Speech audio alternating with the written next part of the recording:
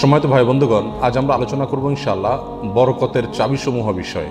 বরকত শব্দের অর্থ হলো কল্যাণ বেশি হওয়া, যে কোনো কিছুতে আল্লাহর পক্ষ থেকে কল্যাণ যুক্ত হওয়া, এটা হলো বরকত। দুনিয়ার যে কোনো বস্তুতে যখন আল্লাহ সুবহানাহু ওয়া তাআলার পক্ষ থেকে কল্যাণ যুক্ত হয়, বিষয়টা যখন কল্যাণকর হয়ে যায়, উপকারী হয়ে যায়, তখন সেটা পরিমাণে অনেক অল্প হলেও আমাদের জন্য সেটা অনেক বেশি উপকার বয়ে আনে। অনেকে অনেক দীর্ঘ হায়াত পাইছেন, কিন্তু দীর্ঘ হায়াতে তেমন কিছু করার সুযোগ পান নাই, তার মানে জীবনে বরকত হয় নাই। অনেকে প্রচুর পরিমাণ সম্পদ কামাই করেছেন, কিন্তু সেই সম্পদ থেকে কোনো হিসাব খুঁজে পাচ্ছেন না যে কোথায় কি করলেন, বরকত নাই। অনেকে দেখা যাচ্ছে যে অনেক কাজ করেছেন, কিন্তু ফলাফল দেখা যাচ্ছে খুব বেশি একটা দৃশ্যমান না, তার মানে বরকত নাই। এর বিপরীতে দেখা যায় একজন অল্প কামাই করছে, মাশাআল্লাহ, এর ভিতরে সে অনেক কিছু করে ফেলেছে। কারণ হলো তার এই কামাইতে কি ছিল? বরকত ছিল। এই কামাইতে আল্লাহ সুবহানাহু ওয়া তাআলার পক্ষ থেকে কল্যাণ ছিল। অতএব আমাদের জীবনে, আমাদের আমলে, আমাদের রুজিতে, আমাদের ইনকামে, আমাদের সন্তান সন্ততিতে, আমাদের সব কিছুতে আল্লাহ সুবহানাহু ওয়া তাআলার পক্ষ থেকে বরকত আসবে। বেশ কিছু আমল আছে, সে আমলগুলো করলে এগুলোকে আমরা এক কথায় বলতে পারি বরকতের 10টি চাবি। এই চাবিগুলো যদি আমরা ব্যবহার করি, তাহলে ইনশাআল্লাহ বিদিনিল্লাহ আমাদের জীবন বরকতময় হয়ে যাবে। তার ভিতরে 1 নম্বরের চাবি হলো বরকতের ঈমান এবং তাকওয়া। প্রিয় ভাইয়েরা, যখন ঈমান এবং তাকওয়া কারোর মধ্যে থাকে, তখন আল্লাহ সুবহানাহু ওয়া তাআলার পক্ষ থেকে বরকতের বারিধারা তার প্রতি বর্ষণ হতে থাকে। আল্লাহ সুবহানাহু ওয়া তাআলা কোরআন কারীমে বলেছেন, ওয়ালাউ আন্না আহলাল কুরা আমানু ওয়াত্তাকাউ লাফাতাহনা আলাইহিম বারাকাতিম মিনাস সামাই ওয়াল আরদ। যদি কোনো জনপদের লোকেরা ঈমান আনে এবং তাকওয়া অবলম্বন করে, তাহলে আমি আসমান থেকে এবং জমিন থেকে, উপর থেকে নিচ থেকে, উভয় দিক থেকে বরকতের সমস্ত দুয়ার খুলে দেব। সম্মানিত ভাইরা, এই জন্যই দেখা যায় সারা পৃথিবীতে অন্য ধর্মের মানুষেরা, অমুসলিমেরা কোনো কোনো দিক থেকে অনেক বেশি সুখে শান্তিতে আছে বলে আমাদের কাছে মনে হয়, কিন্তু আসলে সুখে শান্তিতে খুব একটা নাই। বিভিন্ন জরিপ বলছে সুসাইড বা আত্মহত্যার পরিমাণ তাদের মধ্যে বেশি। আত্মহত্যা মানুষ তখনই করে যখন সুখের চাইতে দুঃখের পরিমাণ বেড়ে যায়। কিন্তু মুসলমানদের মধ্যে আত্মহত্যার পরিমাণ অনেক কম। মুসলমানরা বেশিরভাগই গরিব, অভাবী, তারপরেও তাদের মধ্যে আত্মহত্যার পরিমাণ কম। এটা একটা আলামত যে তাদের জীবনে কি আছে? বরকত আছে। কারণ ঈমান সামান্য হলেও আছে। আর যার জীবনে ঈমান নাই, তাকে দেখবেন যে অনেক আট্টালিকাতে সে আছে, সুখের শান্তির অনেক উপকরণ তার কাছে আছে, কিন্তু আসলে সুখ শান্তিতে খুব একটা সে নাই। কারণ তার জীবনে কি নাই? বরকত নাই। এই জন্য কেউ যদি ঈমান আনে আর তাকওয়া অবলম্বন করে, এই দুটি জিনিস যদি কারোর ভিতরে থাকে, তাহলে আল্লাহ সুবহানাহু ওয়া তাআলার ওয়াদা হলো আসমান এবং জমিন থেকে বরকতের সমস্ত দুয়ারগুলো তার জন্য কি করে দেওয়া হবে? খুলে দেওয়া হবে। এই জন্য ভাই, ঈমানকে খালেস করতে হবে শিরক থেকে, কুফরি থেকে, নেফাকি থেকে। শিরক, কুফর, নেফাক, এগুলো থেকে ঈমানকে পরিচ্ছন্ন করতে হবে আর তাকওয়া অবলম্বন করতে হবে। তাকওয়া কি? তাকওয়া হলো আল্লাহর ভয়ে যে কোনো হারাম কাজ থেকে বেঁচে থাকা। আল্লাহর ভয়ে যদি আমি হারাম কাজ থেকে বেঁচে থাকার মানসিকতা আমার ভিতরে থাকে, যার ভিতরে যত বেশি থাকবে, আল্লাহ সুবহানাহু ওয়া তাআলা তার জীবনকে তত বেশি বরকতময় করে দিবেন। বরকতের 2 নম্বর চাবি হলো যে কোনো কাজের শুরুতে বিসমিল্লাহ বলা। যে কোনো কাজের শুরুতে কি করা? বিসমিল্লাহ বলা। নবী আলাইহিস সালাম বলেছেন, তোমাদের মধ্যে কেউ যখন খানা শুরু করে এবং সে যদি বিসমিল্লাহ বলে, তো শয়তান তার সাথে ওই খাবারে যোগ দিতে পারে না, ভাগ বসাতে পারে না। যেটুকু আছে সেটুকু তার জন্য কল্যাণ বয়ে আনে, কল্যাণ করা হয় খাবার। অনুরূপভাবে কেউ যদি বাসা বাড়িতে প্রবেশ করে, বিসমিল্লাহ বলে ঢুকে, তাহলে সেই ঢোকার সময় তার সাথে কি হতে পারে না? শয়তান যোগ দিতে পারে না। অনুরূপভাবে প্রত্যেকটা কাজে, বান্দা যখন ভালো কাজে যখন বিসমিল্লাহ বলে শুরু করে, তখন শয়তান সে কাজে আর অংশগ্রহণ করতে পারে না।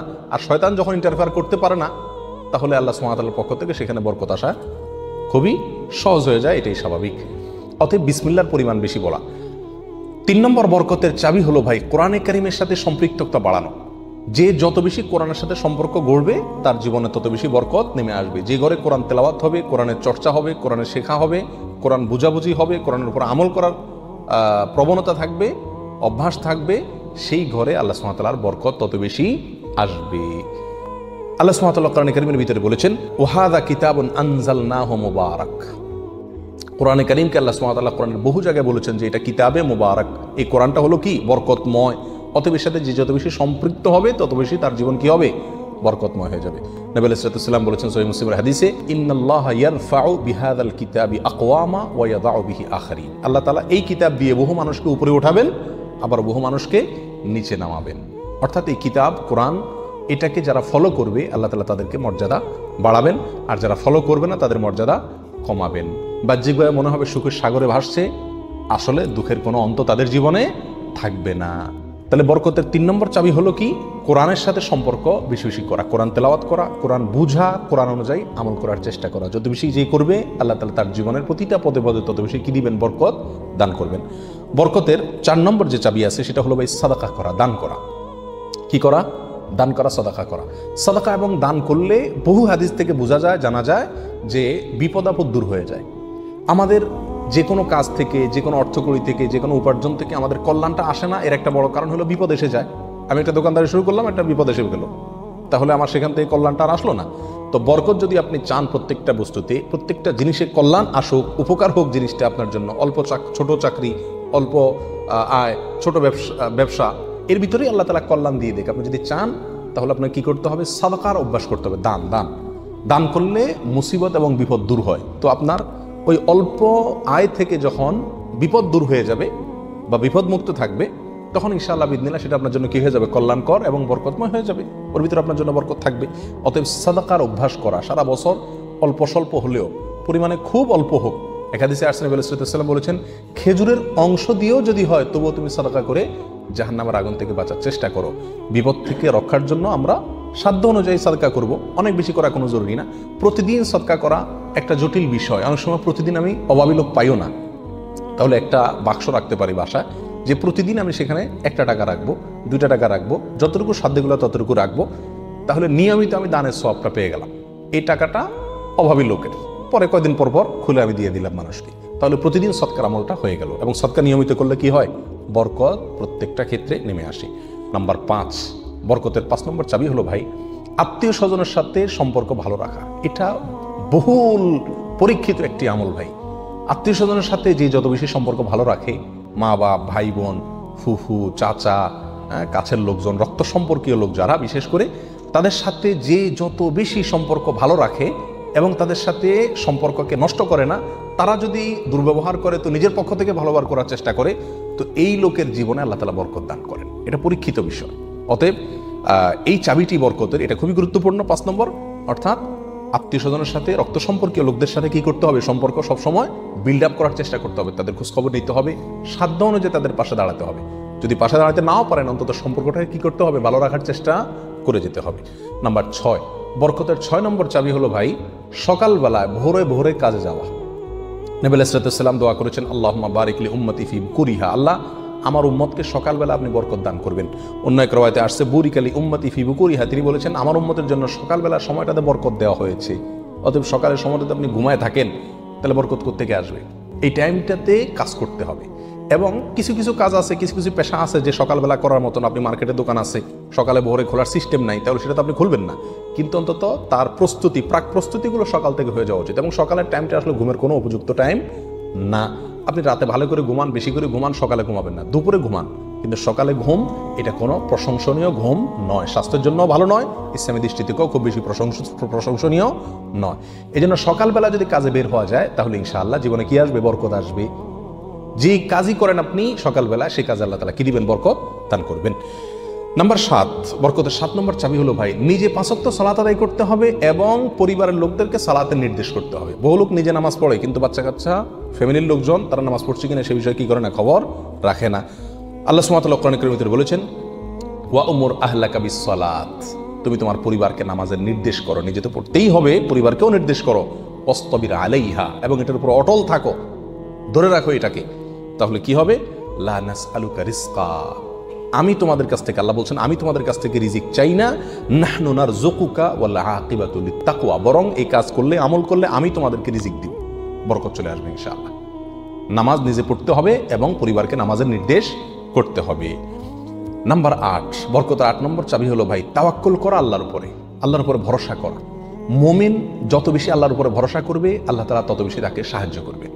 আর আল্লাহর প্রতি ভরসা যত কমে যাবে, আস্থা যত কমে যাবে, নির্ভরতা যত কমে যাবে, দুনিয়ার কোনো বস্তুর প্রতি যখন আস্থা বেশি হয়ে যাবে, আল্লাহ তাআলা তাকে ওই বস্তুর হাতেই বেইজ্জত করে ছাড়েন। এটাই আল্লাহ সুবহানাহু ওয়া তাআলার সুন্নাহ। যার কারণে আল্লাহর প্রতি যে যত বেশি তাওয়াক্কুল করে, আল্লাহ তাআলা তাকে তত বেশি উদ্ধার করেন এবং সাহায্য করেন। বরকতের জন্য এটা একটা অন্যতম উপায়। যে যত বেশি আল্লাহর উপরে ভরসা করবে, বিশেষ করে রিজিকের ব্যাপারে, তত বেশি আল্লাহ সুবহানাহু ওয়া তাআলার পক্ষ থেকে কি আসবে? বরকত আসবে। একটু কোনো কারণে আমাদের ইনকামের উপরে চাপ আসলে, প্রেশার আসলে আমরা অস্থির হয়ে যাই, হাউতাশ হয়ে যায়, নিরাশ হয়ে যায়। অনেকে তো আজেবাজে মন্তব্য করা শুরু করি, আল্লাহর উপর তাওয়াক্কুল থাকে না। তো আসবে কোত্থেকে রিজিক? রিজিক আসবে তখন যদি আল্লাহর উপরে ভরসাটা পূর্ণ মাত্রায় থাকে। নবী আলাইহিস সালাতু ওয়াস সালাম বলেছেন, লাউ তাওয়াক্কালতুম আলাল্লাহি হাক্কা তাওয়াক্কুলিহি, আল্লাহর প্রতি যেরকম ভরসা রাখা দরকার, যেরকম আস্থা রাখা দরকার, তোমরা যদি সেই মাপের আস্থা রাখতে পারো, নির্ভরতা আল্লাহর উপরে তোমরা রাখতে পারো, তাহলে কি হবে? লা রাযাকাকুম কামা ইয়ারযুকুত তাইর, আল্লাহ তাআলা পাখিকে যেভাবে রিজিক দেন তোমাদেরকে সেভাবে রিজিক দিবেন।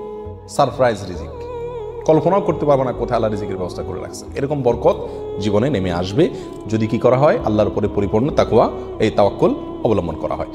বরকতের জন্য 9 নম্বর আমল হলো বেশি বেশি ইস্তেগফার করা। কি করা ভাই?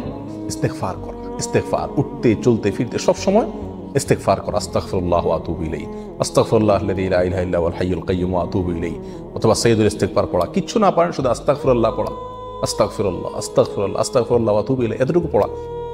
এবং যখন পড়বেন অর্থ বুঝে পড়বেন, আল্লাহর কাছে ক্ষমা চাচ্ছেন আপনি। আর ক্ষমা চাইলে ক্ষমা চাওয়ার মুড থাকে আলাদা। একটা মানুষের কাছে যখন মাপ চান আপনি, তখন মাপ চাওয়ার মুড ভিন্ন থাকে না? আস্তাগফিরুল্লাহ যখন বলবো তখন নিজের অপরাধের কথা স্মরণ করে, অথবা আমি যে বহু অপরাধ করি সেই কথাটা মনে করে আল্লাহর কাছে ক্ষমা চাই। যত বেশি ইস্তেগফার করব তত বেশি রিজিক আসবে। সূরা নূহের ভিতরে আল্লাহ সুবহানাহু ওয়া তাআলা আল্লাহর নবী নূহ আলাইহিস সালাম সম্পর্কে বলেছেন যে নূহ আলাইহিস সালাম বলেছেন তার জাতিকে, ফাকুলতু আস্তাগফিরু রাব্বাকুম ইন্নাহু কানা গাফফারা। তিনি বলেন, আমি আমার জাতিকে বলেছিলাম তোমরা তোমাদের রবের ইস্তেগফার করো, তোমাদের রব ক্ষমাশীল। তাহলে কি হবে? ইস্তেগফার করলে 1 নম্বরে তিনি ক্ষমা করবেন, তারপরে ওয়ায়ুমদিদুকুম বিআমওয়ালিন ওয়া বানিন ওয়া ইয়াজআল লাকুম জান্নাতিন ওয়া ইয়াজআল লাকুম আনহারা। সম্পদ এবং সন্তান, পরিবার, এই দুইটা দিয়ে তোমাদেরকে শক্তিশালী করবেন, রিচ করে দিবেন, সমৃদ্ধ করে দিবেন।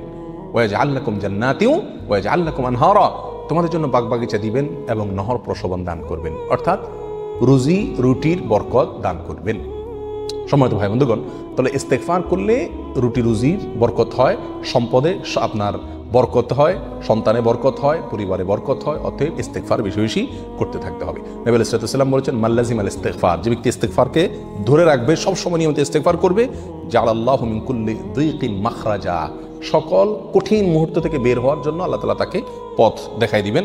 ও কুল্লি হাম্মিন ও মিন কুল্লি হাম্মিন ফারাজা, সকল পেরেশানি থেকে আল্লাহ তাআলা তার জন্য প্রশস্ততার পথ দেখাই দিবেন, যদি সে ইস্তেগফারকে ধরে রাখে। 1-2 বার পড়া না, নিয়মিত পড়তে থাকে, ধরে রাখে।